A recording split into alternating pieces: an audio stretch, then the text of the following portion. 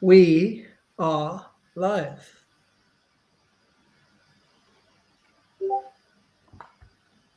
He's there, Oh, Mr. Demi. you We're don't tell live, me these things, baby. mate. You just press the button and then you expect me to be. I was still eating my apricots, but it's a bit rude now, so I'm going to have to just put them aside. I know I was going to try and have a protein shake, but we had a little rush getting in on time. Anyway, we are live, and let's just play this because the main question I've got for you is very related to this song. To what? You know what's coming. So, no spoiler alerts if you haven't seen it. But, Mr. Demi, have you seen the? You haven't seen any of them. No, Wow, but I will be watching them soon. that is willpower, mate. That is willpower. Is it good? It's very good. It's very good. The first one, like I said, was a bit, but then the others, they rescued it and they more than delivered. And I'm ready for the next set of five. Me and the missus finished it last Friday. Very Now good. you're gonna wait till December. I know. That's what I was like. Do you know what? I was like that to the missus. I was like, do you know what? I'm half tempted to just wait, and then when they all come out, and then just do the whole lot.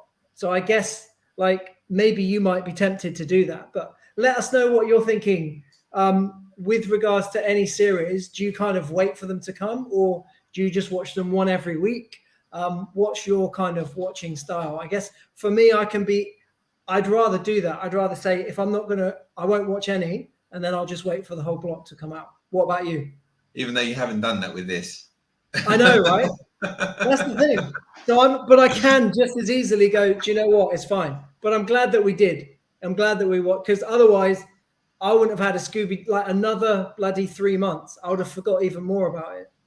Yeah, true. Um, yeah, in some ways it's better when there's less because you don't get so hooked. Like there's only a limit of like time it can take away from you. So because I know how they just hook you in with those endings where you want to watch the next one and the next one and the next one. It's like Jesus. And for somebody who wants to be going to bed at sort of 9, 10 o'clock, it doesn't really work. Not happening, mate. That is not happening. So look, before we get into the content, just got to do a shout out. So if you're new to the group, we're broadcasting live in Facebook and also YouTube. So Slavomir was our first comment of the show. Nicholas is also tuning in live on YouTube. Great to have you both with us on representing the crypto and FX traders club on the YouTube space. We've got Brucey in the house on Facebook. We've got Julie on Facebook, and we've also got Abda. Good to have you with us, my friend. Thank you very much for your comments. So let's jump in to the content. We've got a lot to cover as usual. So in a little while, we'll be breaking down all the big FX news for this week. And then from that, we'll be jumping inside Mr. Demi's brain and seeing what he would use the data to do and go and look at an FX currency pair to find high probability, low risk trades. That's what it's all about. Bada bing, bada boom. But before we go there, something that quite a few people in the group have been speaking about recently, and it's something that pretty much everybody's encountered. If you haven't yet, then you are riding a great win lucky streak, but it will come pretty soon. And that is what to do when you lose. Now, tell us specifically, what is the main difference between a professional trader and their mentality when they lose compared to a beginner when they lose? Well, I think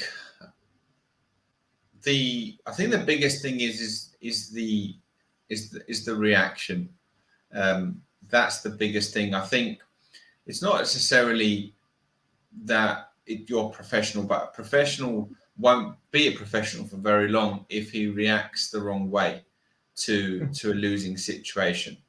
So the reality is that we all are human beings that want to react exactly the same way. Like, you know, I guess like a really stupid example is like if somebody's like taking the mickey out of you or calling you names or, you know, trying to wind you up, no one's going to be happy with that situation. But I guess it's how you react, right? So if you react in the wrong way and you're like, no, let's have a fight. Well, that's kind of the equivalent of the markets where the markets have, you know, haven't worked out for you. And then you're like, no, let's have a fight. And the reality is it's not going to end well. It's never a good idea. So it's about just kind of, the biggest thing is learning to just accept you've had a losing day, and you're just going to have to accept it now and move on, and then come back stronger the next day or whenever it is, you know, that you're going to trade next. And I think that process takes a little bit of time. Sometimes it's a process where it requires you to lose some money and even a lot of money, where you finally understand that this just doesn't work. So you have to almost, I guess, you almost have to stop your natural urges to make your money back and to revenge trade. And I think that's the most difficult part, is just stopping your natural urge. Because the reality is that most of the guys that are traders are generally, they generally have like a mentality of they want to win. They are, you know, they're leaders. They want to fight. They're hungry for success. They're not taking the easy route and just doing a job. And that personality type is great for trading, but it's also, it can go the other way in certain situations if you don't control it.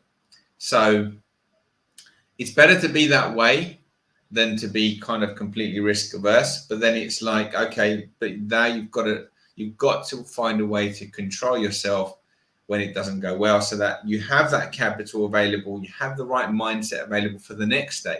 Because if you've blown way too much, if you should be risking 1% a day or 2% a day, and you've done 30%, you come in the next day and you're like, wow, I've got a bit of a hole here.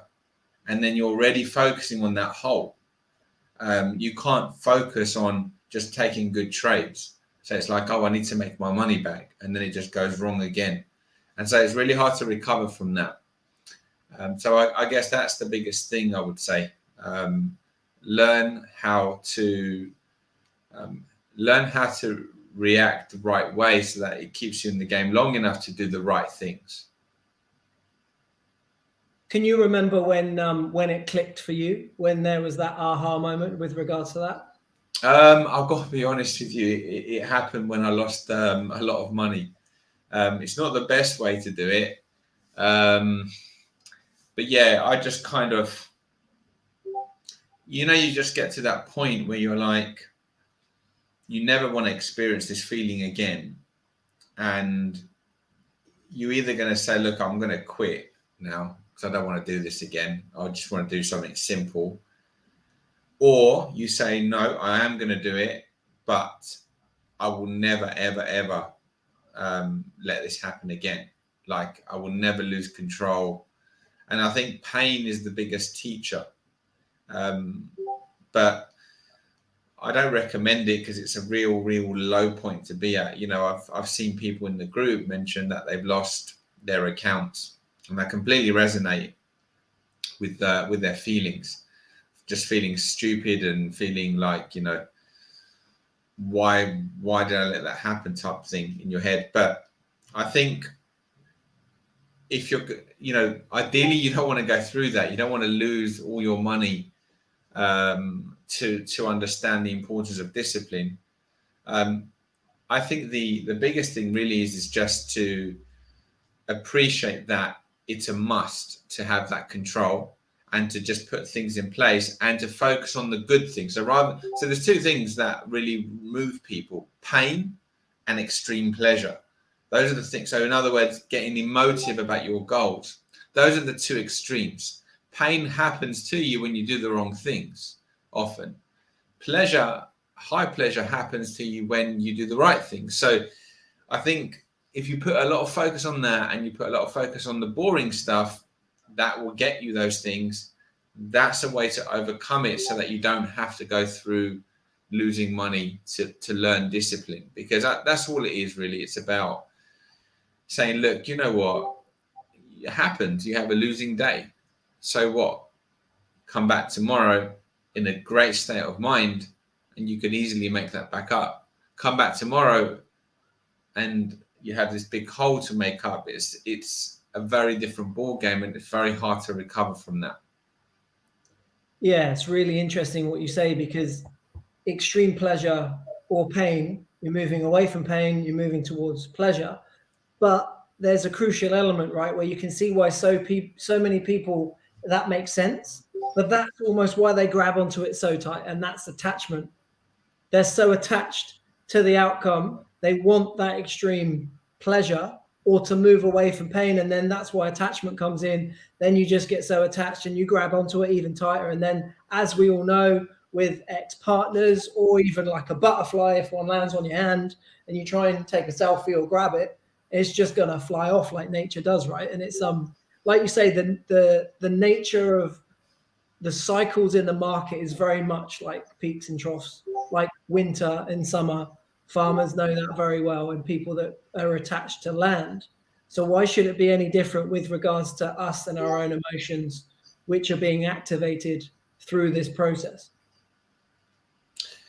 Yeah, it's not going to be any different. I mean, and that's why, like, cycles repeat, history repeats, because people make the same mistakes. It's like having awareness is one step, but like conscious awareness doesn't necessarily mean that you're doing the right things. Like, awareness is awareness. We all know the right things to do. But do we always do them? No, we don't. That includes me. So it's like, it's just part of being part of being human. But I think in trading terms, like, there has to be like a point where discipline is within what you do. Otherwise you're just going to keep going around in circles and never going to get the results that you want. And you're going to always rationalize why it is. They scammed me, or they didn't teach me the right stuff, or I'm unlucky, or I don't have time, I don't have this, or I don't have that. And it all seemed very rational to the conscious brain. But the reality is that there's something missing. So you're not stopping those urges because you're trying to get some kind of significance from trading, or, like you said, you're chasing that pleasure, that instant pleasure, like, or take that pain away from me. I don't want to see this lost money. And then obviously you're now coming from the wrong space. So when you're trading, you need to be almost quite chilled, like, just watch the market, take your trades. Don't worry about the outcome too much. Just be risk managed and just do small percentage bets. And that's going to allow you to have a lot less emotion, and any losses will be easily recoverable. And you just got to be in that kind of zone. Otherwise, like, you're just going to be up and down like a yo-yo. And like I said, I mean, that's why history repeats. You get these crazy moves. It's always the same cycles because people make the same mistakes. Interesting. So Michael's saying the same thing, that if risk reward is in place, I'm presuming that's what he means by RR, is in place, you should be able to handle it, but it's difficult in the beginning not to chase it for revenge. And I think that pretty much sums up. That's a really well made point. Just got to do a few hellos. Simon Plummer's in the house. Good to have you with us. And Monica as well. Great to have you with us live. If you are one of the many who are watching it on replay, hello to you too. We haven't forgotten about you. And if you do have any questions, we'll try our best to get back to them. It may take a day or so, but we'll do our best to get back if you've got any questions that you couldn't make during the live. So with that being said, that's the part of the show. We just wanted to pick your brains about the psychology. We're going to jump in to your mind now from an activation point of view as we look at the biggest news events of this week. And then we're going to hear from you about which FX currency pair you'd like to look at to try and find a high probability, low risk trade. So take it away, mate.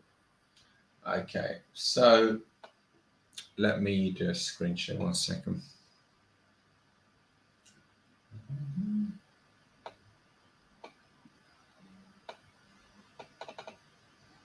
Okay, share screen. Okay.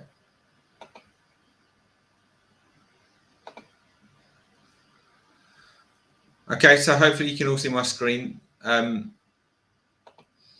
going to speak about a couple of things here. Firstly, what's coming out, but also just another little cool tool on Forex Factory that you should definitely use. So we have Governor Lowe speaking tomorrow. UK time is 3:45. So just change this to your local time and you'll get the time. And I'll speak a little bit more about that. And we have CPI from the US at 130. So this is inflation. So this is going to be important. Obviously, inflation is a reflection of how well the economy is doing. So generally speaking, if inflation is going up, within reason, that's seen as like demand in the economy. So that is a very important economic event that happens on a monthly basis. Forecast 0.4 with a previous of 0.5. And then we've got CPI coming out from the UK, from Canada. And this is a big one as well, quarterly GDP from New Zealand.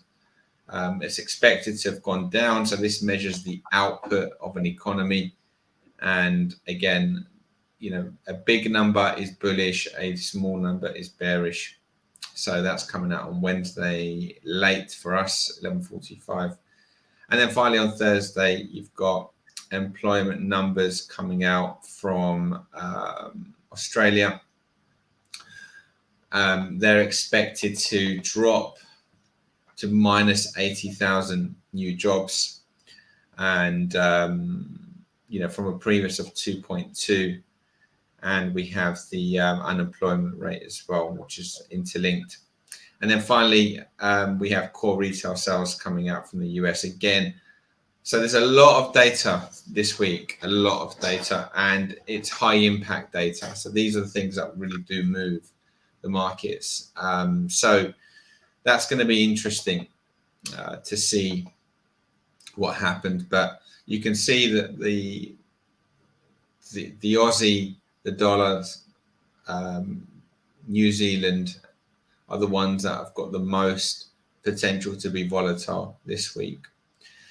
Just another little side note. I think I'm not sure if people use this, but on Forex Factory, you should also, if you want to just kind of see what's gone on and just get an idea of why something is moved, it's all of the news releases are here. So if there's something that's come out that maybe you weren't aware of, or you were sleeping or whatever, you can use this little bit here, the latest story. So for example, what might be relevant here is, if you were looking at the Aussie, you can have a look at this this news report. You can click full report and it will take you to their website. But it's talking about here, the Aussie dollar was weak, was the weakest in the G10 last week, down 1.4%. This seems to be consistent with 4 straight days of declines in global equities, but Australia's local news also continues to weigh.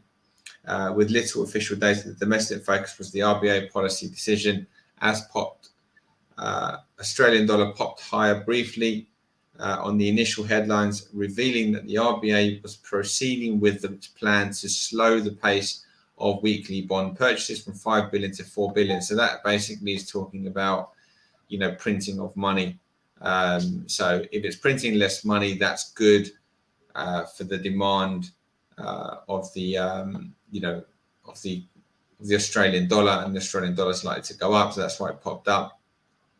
But the RBA also decided to extend its program through February 2022 rather than review it in November. So then it's like, okay, on one hand that's bullish, and the second hand it's actually bearish because they were supposed to review in November, but they're not going to do that. They're going to continue with that sort of quantitative easing. So it's quite, if you're interested in kind of understanding why moves have happened, so you can see the backdrop and what impact that might have, I definitely recommend that you as part of your day, just have a little browse through here and have a look to see what's actually happened. And you can see if you click more, there'll be more news releases there. So I think in terms of the potential here is like, we can look at any of these currencies really. I generally don't like when a currency has a lot of data coming out, because if you're playing a swing trade, then it can kind of change direction. So I think, for example, one that would kind of concern me would be like the New Zealand, because that's kind of in the middle of my night.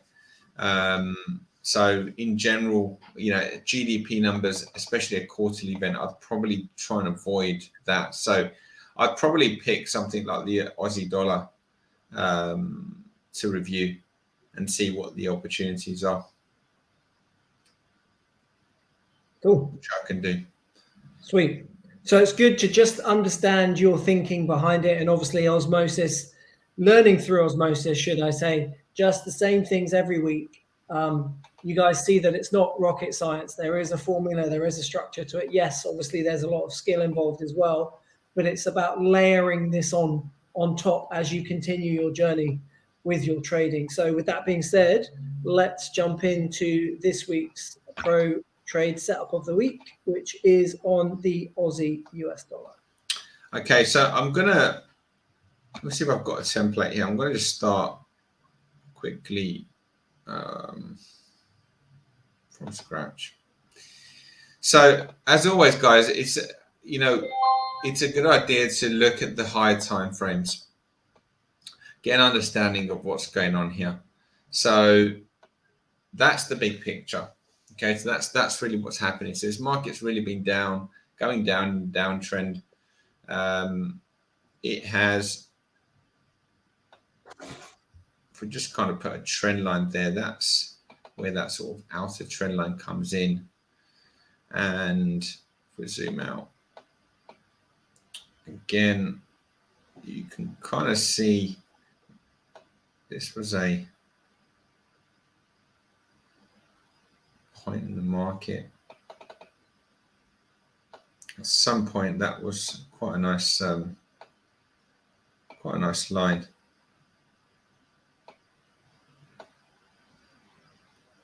So I'm just going to use that for a sec. And you can see that was a perfect kind of prediction of where that market was going to react there.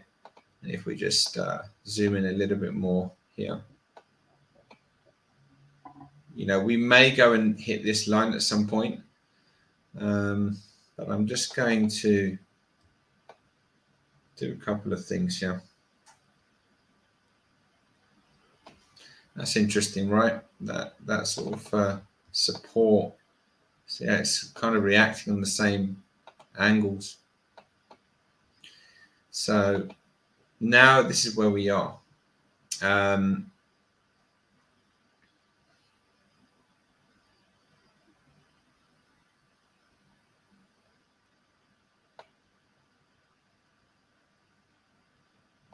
Okay, so I'm going to just do a couple of more things here, and then I will go down and break it down on the lower time frame. So just give me a sec. Turn that off. I'm just going to check to see where the fibs are coming in.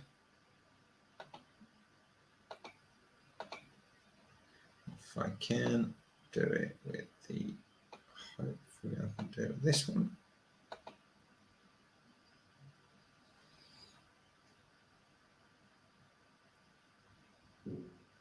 So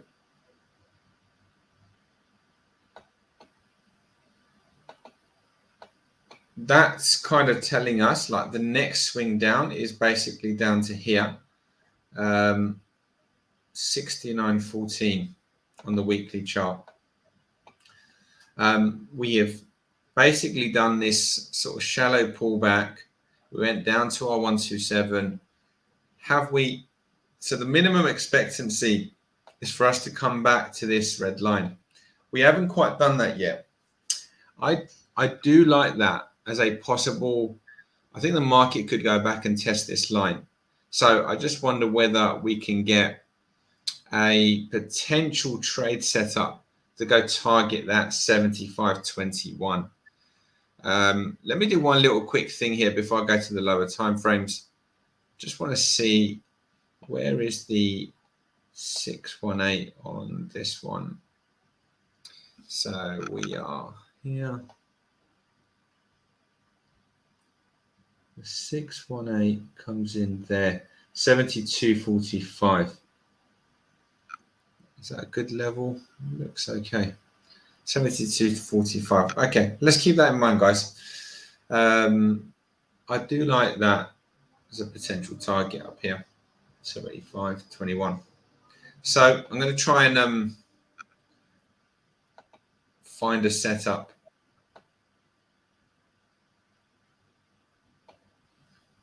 So we mentioned those levels, so I'm going to just bring them in. 75.20-ish, around there. Got so close to hitting that. And we'll do another thing here.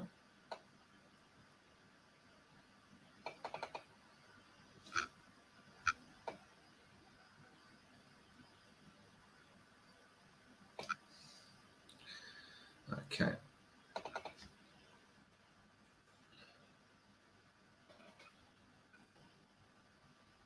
All right, let's do one more thing. Let's do the fibs going down. So I just want to see where we are in the cycle right now. Pull back to the 618.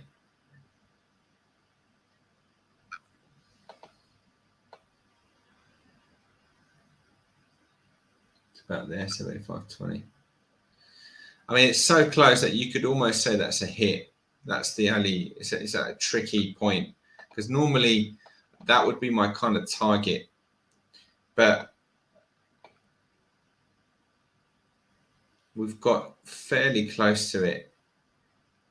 So we may not get there. We may not go and hit it. We may push towards that 69.14. The next target down, guys, is here. So that comes in at, on this time frame, it's 68.79. What you can do is you can wait for a counter trend break. So we could take something like this,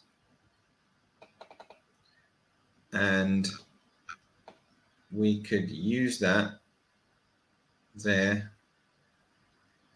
And so a setup, one of the ways to play this, a safer way, is like this. If I get the pen out, I'll tell you what you can do.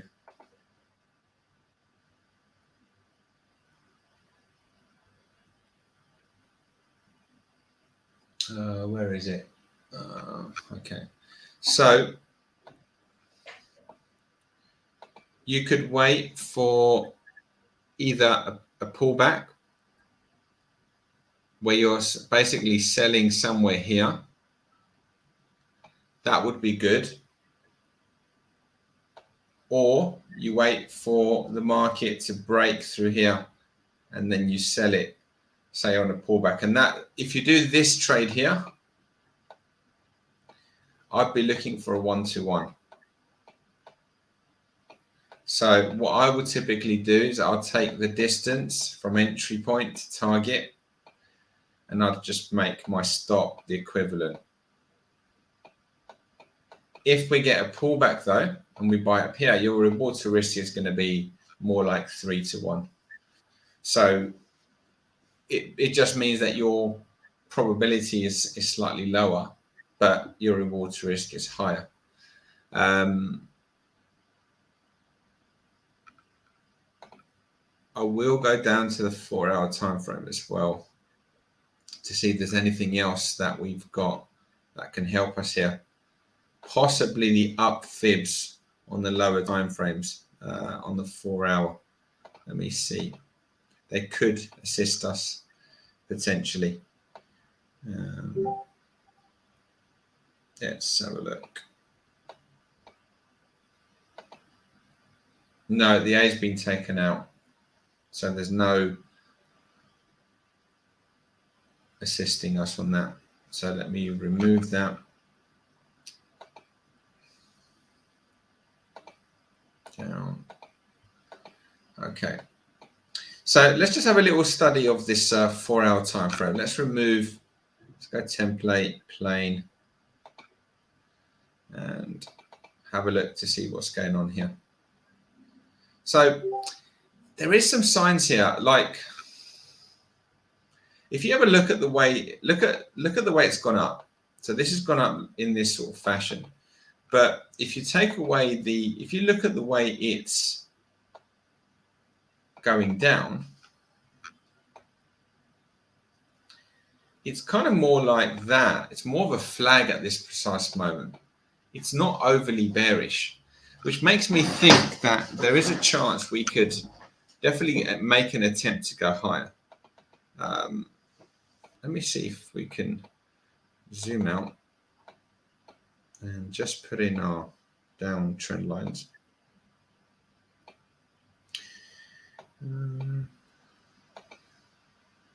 Wow, okay. That was a really good sell, wasn't it, there? Mm-hmm. Right on that trend line. And that was I think that was the point where my my hidden line was on the daily. On the weekly, was it? I've lost it now.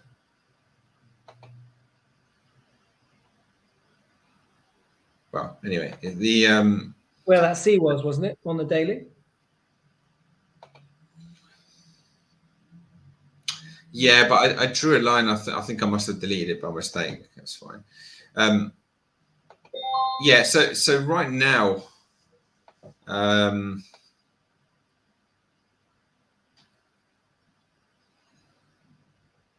I at this stage I don't really like this price action. I think the fact that this looks like a flag rather than a downtrend, I would certainly either wait for this line to break before considering any sort of trade. Because I think right now that's a bullish price action pattern. So what you might get, if this is going to push higher, is you might get a break of this trend line. So the ideal would be to short here. Right now, I think if you do get a pullback to say something like there, I would definitely consider taking that as a short, maybe as a double top. So you'd be looking at something like that, spike and then down. And that potentially, as you touch this line, this potential line becomes a buy zone. So I would be thinking about putting some alerts here.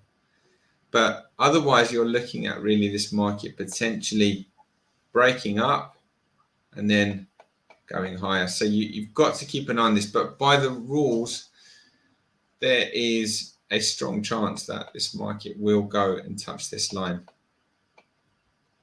So in essence, looking at this, I'm doing this live, obviously. I wouldn't necessarily take a trade right now unless we go back up to this price point here. If we can hit 75.22, I think that's a good enough short area to make it worthwhile. And then we'll see how it reacts there. Otherwise, if it breaks through, closes above this line here, then we're going to be looking for this to push higher and to target this this next trend line up here.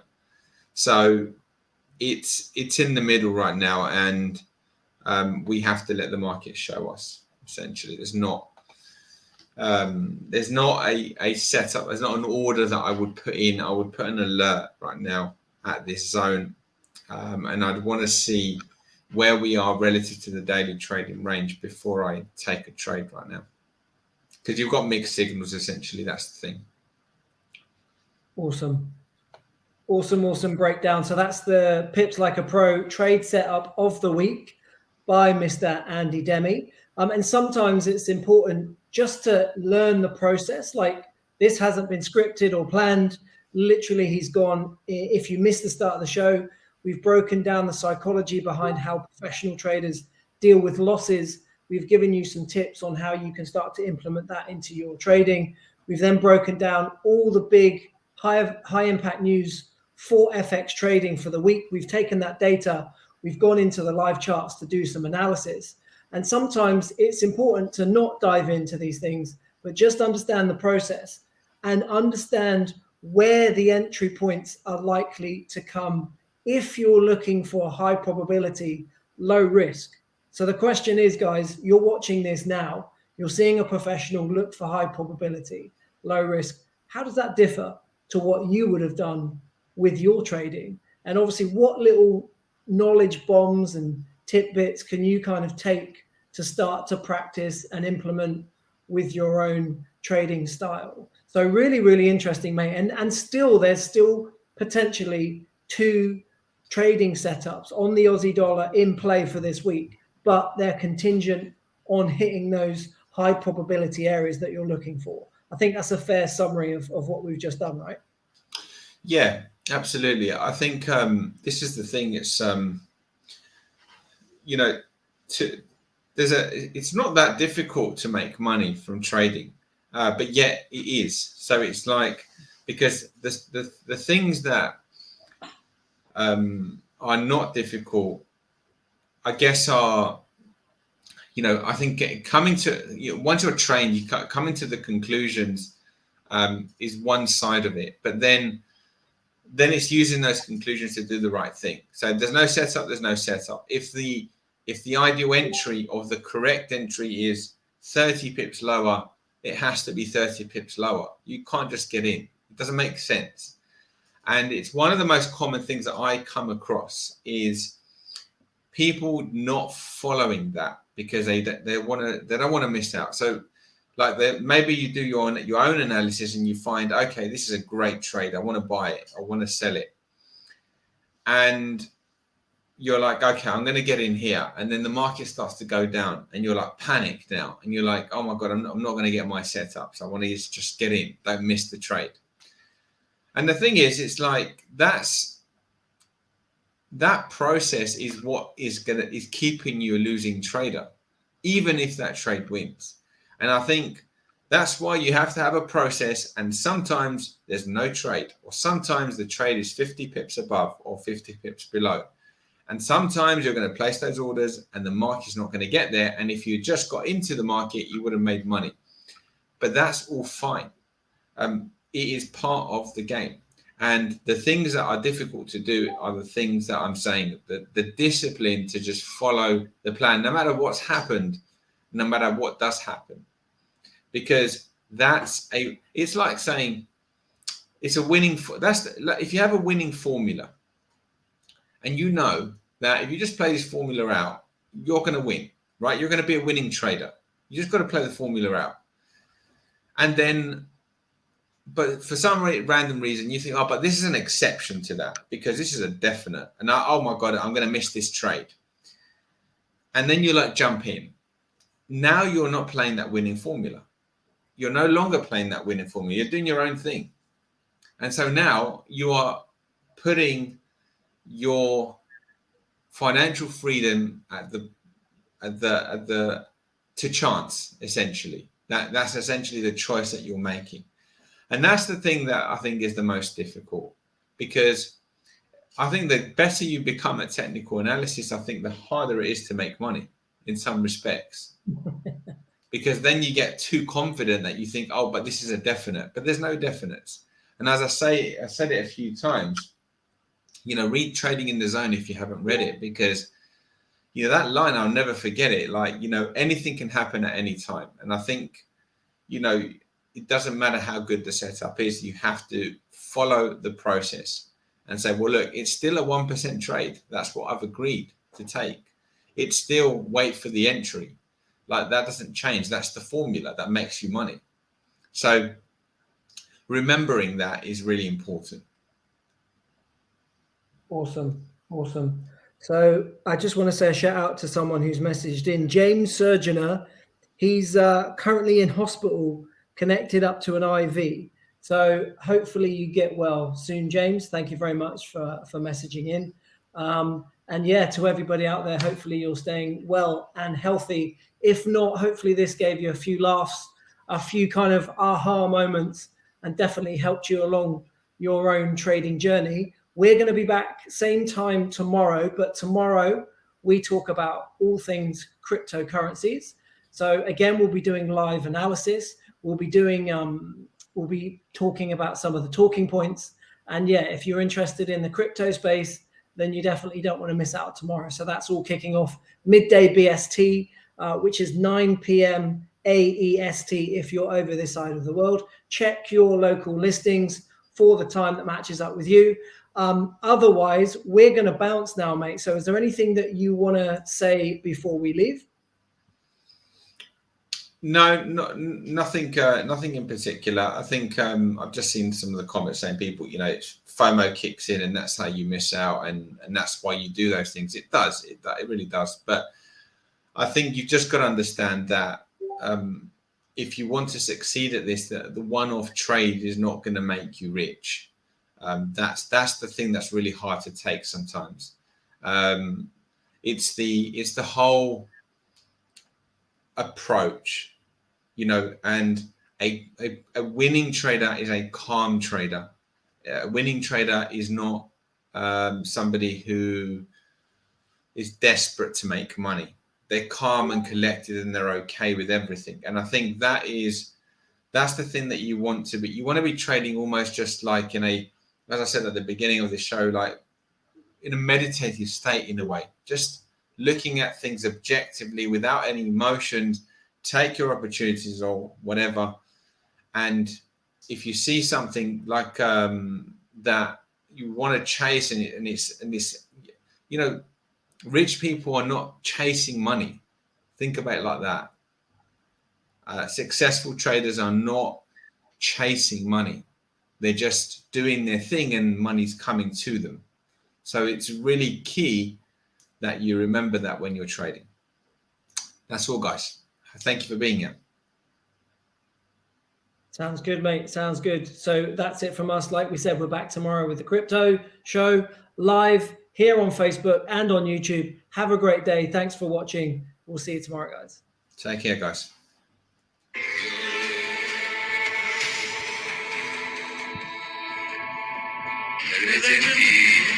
Passerano